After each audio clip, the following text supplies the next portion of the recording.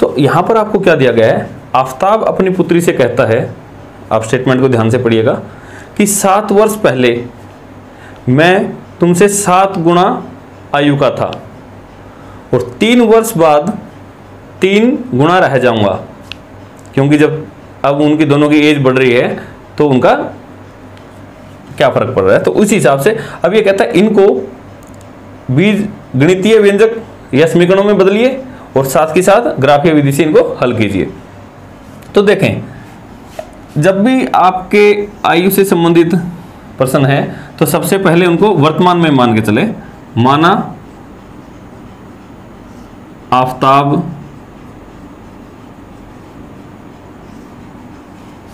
की वर्तमान आयु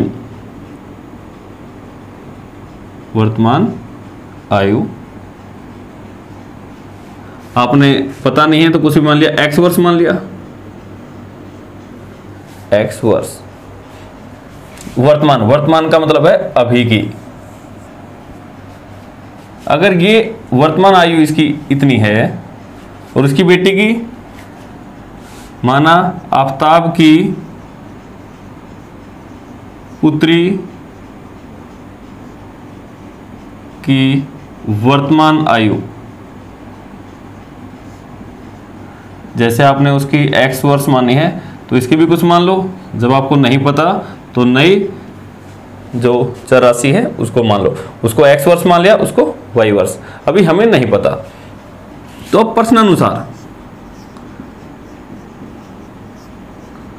प्रश्न के अनुसार ये तो अभी उनकी आयु है।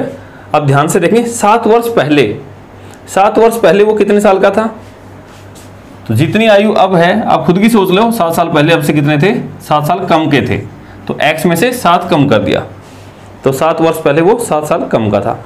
जब वो 7 साल पहले 7 कम का था तो उसकी बेटी भी तो कम थी, तो दोनों की एज एक साथ ही घटेगी या बढ़ेगी, तो इसकी आयु थी y-7। तो 7 वर्ष पहले इसकी आयु तो ये थी, इसकी ये थी। तो प्रश्न के अनुसार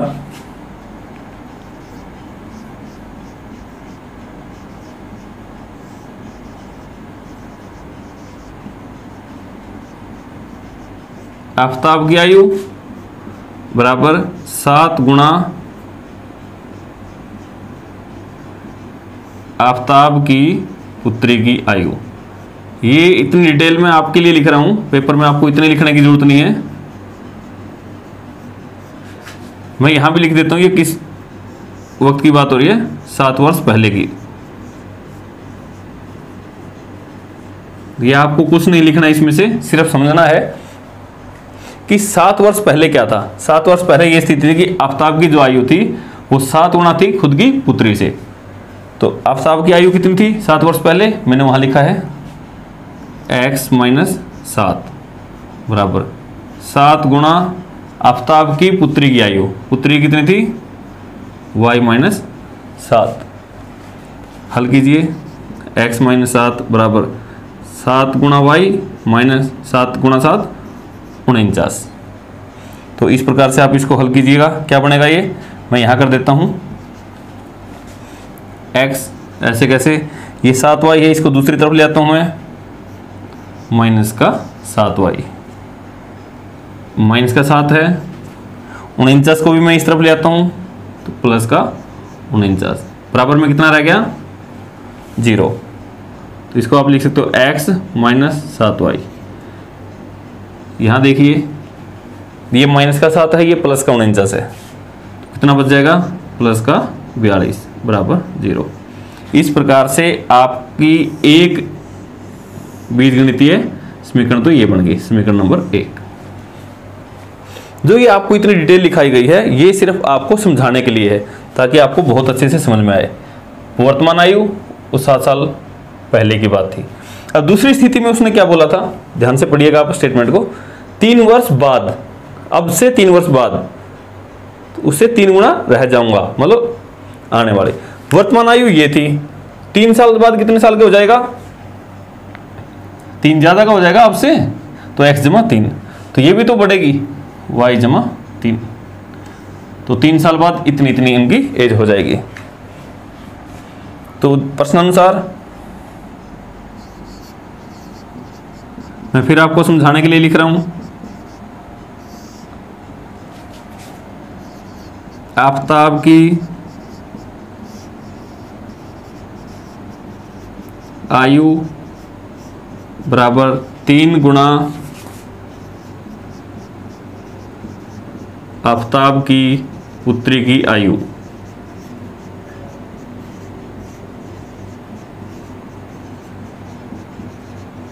ये किस वक्त की बात है? 3 साल बाद। मैं यहां लिख रहा हूं आपको समझाने के लिए 3 साल या वर्ष बाद, 3 वर्ष बाद ये स्थिति हो जाएगी। तो आफताब की आयु 3 वर्ष बाद कितनी थी? x जमा 3 बराबर 3, और आफताब की पुत्री कितनी थी? y जमा 3।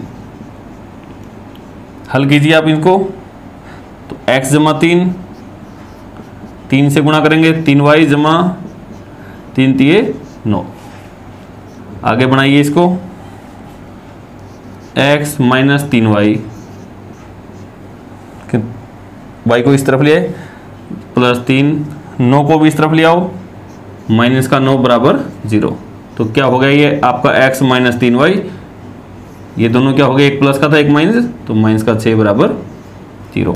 तो इस प्रकार से आपकी ये दूसरी समीकरण बन गई। इन सवालों को शुरुआत में ना करें, पहले आप जो आपको पहले करवाया गया है उसके बाद कीजिए। अब मैंने इनको समीकरण बनाना सिखा दी। इतना बड़ा सवाल नहीं है ये मैंने आपके लिए लिखवाई ताकि आपको अच्छे से समझ में आ जाए। आप लिख भी लेना कॉपी में एक बार। ये 2 समीकरण बन गई, बीजगणितीय समीकरण तो बन गई।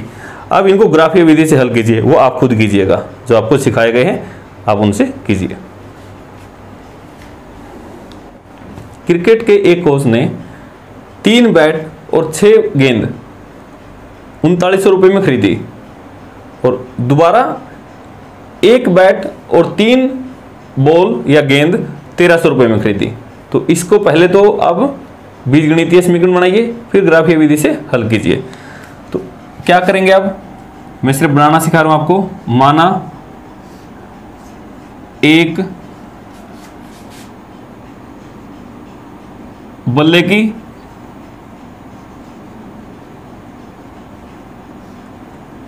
या बैट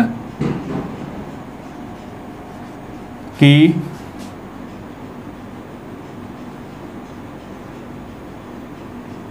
कीमत x रुपए मान लो आप। माना एक गेंद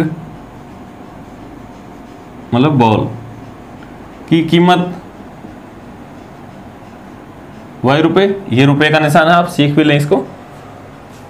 एक बल्ले की कीमत x रुपए मान लिया आपने, एक बॉल की y रुपए मान ली। तो अब प्रश्नानुसार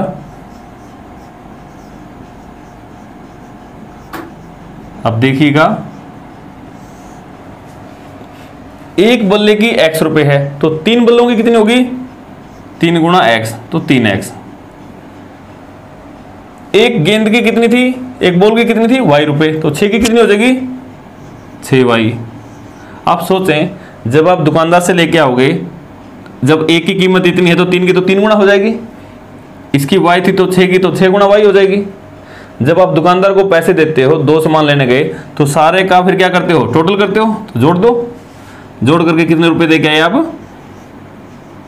39 रुपए। तो इस प्रकार से ये आपकी पहली समीकरण आ गई।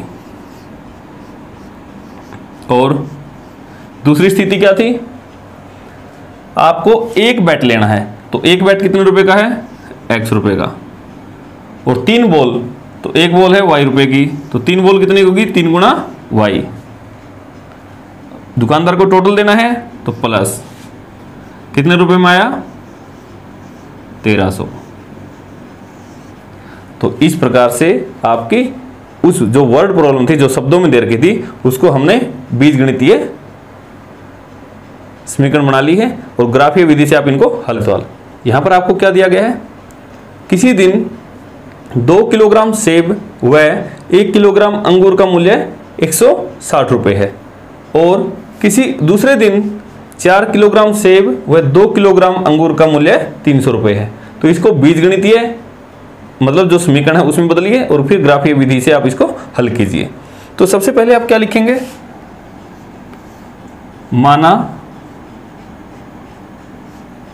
1 किलोग्राम सेब का मूल्य या कीमत कितना हो गया, आपने मान लिया x रुपए, और माना 1 किलोग्राम अंगूर का मूल्य कितना हो गया y रुपए। अब प्रश्न के अनुसार आप इसको बनाइए, जो आपको परिस्थिति दे रखी है। क्या दिया गया है, 2 किलोग्राम सेब, 1 किलोग्राम का मूल्य है x रुपए, तो 2 किलोग्राम कितना हो जाएगा 2 गुणा x। आप खुद जनरल लाइफ में आप देखोगे तो आप 1 किलोग्राम का जितना मूल्य है 2 का कितना कर दोगे, उसको दुगुना करके दे दोगे, 2 गुणा x। 1 किलोग्राम अंगूर, 1 किलोग्राम अंगूर का मूल्य कितना था y, तो ये हो गया 2x जमा y। दोनों को मिलाकर कितने रुपए देने थे 160 रुपये। तो ये होगी आपकी समीकरण 1। और दूसरी परिस्थिति में 4 किलोग्राम सेब, तो 4 गुणा x, x तो हो गया 1 किलोग्राम का और 4 है तो 4 से गुणा, और 2 किलोग्राम अंगूर, 1 किलोग्राम अंगूर का y था तो 2 किलोग्राम का है तो 2 गुणा y। फिर दोनों को टोटल कीजिए और कितने रुपए आपको देने हैं 300 रुपये। तो ये आपकी दूसरी समीकरण बन गई। ये दोनों समीकरण बन गई, बीजगणितीय इन्हीं को बोलते हैं। ये तो हो गया। फिर इसके बाद ग्राफीय, ग्राफ इसको आप खुद कीजिएगा। आपको मैंने पहली और दूसरी प्रश्नावली के सभी प्रश्न आपको करवा दिए हैं। आपको अगर प्रश्नावली के हिसाब से करना तब भी आप कर सकते हैं, और टॉपिक वाइज करना तो आपके 2 टॉपिक आपके कंप्लीट हो गए हैं। मैंने आपको सबसे पहले क्या करवाया था, A1/A2 B1/B2 जो वो था अनुपात थे, उनकी तुलना करके हलों की संख्या ज्ञात करना, और दूसरा क्या करवाया है 2 समीकरणों का हल निकालना। ये आपका एक्सरसाइज 3.2 का पहला सवाल है। मैं इसकी सिर्फ समीकरण बनवा देता हूं, हल आप कीजिएगा।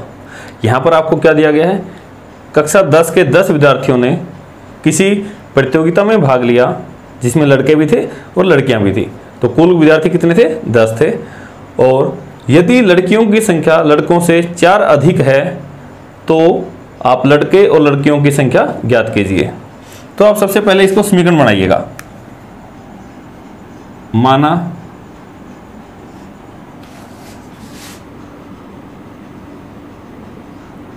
लड़कियों की संख्या, सिर्फ संख्या आपने माननी है, लड़कियों की संख्या हमें नहीं पता तो x मान लिया, और लड़कों की संख्या ये आपने y मान लिया। अब प्रश्नानुसार 2 स्थितियां हैं आपके पास। पहली तो क्या थी, कुल संख्या कितनी विद्यार्थियों की, विद्यार्थियों की कुल संख्या बराबर 10। तो मैं यहां समझाने के लिए लिखता हूं, आपको पेपर में नहीं लिखना है।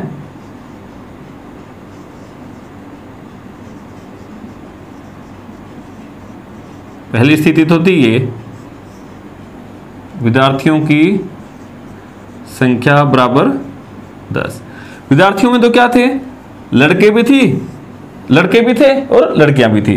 तो लड़कियां तो थी x जमा कुछ लड़के थे y। तो लड़के और लड़कियां दोनों की संख्या कितनी होगी, दोनों का जोड़ 10। तो ये आपका आ गया 10। अब दूसरी परिस्थिति, यहां पर आपको क्या दिया गया है, लड़कियों की संख्या ज्यादा है। तो इसको लड़कियों की संख्या, उसमें से लड़कों की संख्या घटाओ, लड़कियों की संख्या ज्यादा है। तो इसका मतलब लड़के और लड़कियों की संख्या में अंतर कितने का है, 4 का। तो इस प्रकार से ये आपकी दूसरी समीकरण बन गई, क्योंकि वो 4 अधिक थी तो उनमें अंतर कितना है 4 का।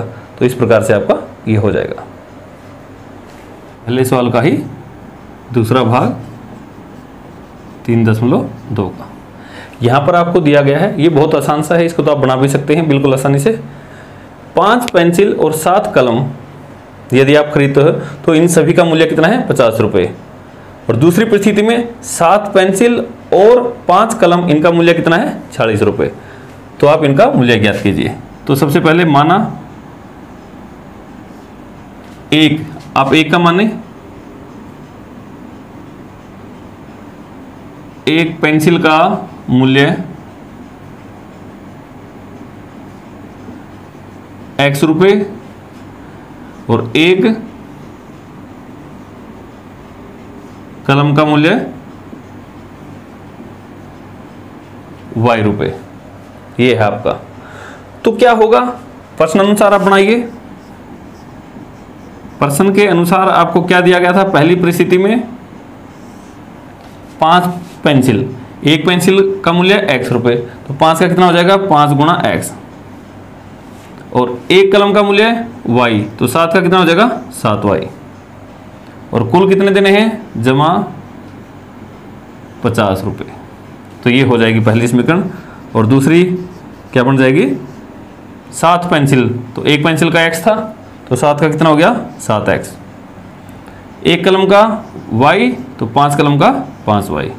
और कुल, तो दोनों का जोड़ दो, कितना हो गया, 40 रुपये। तो इस प्रकार से ये आपकी दूसरी समीकरण, ये पहली। ग्राफ आप खुद बनाइएगा।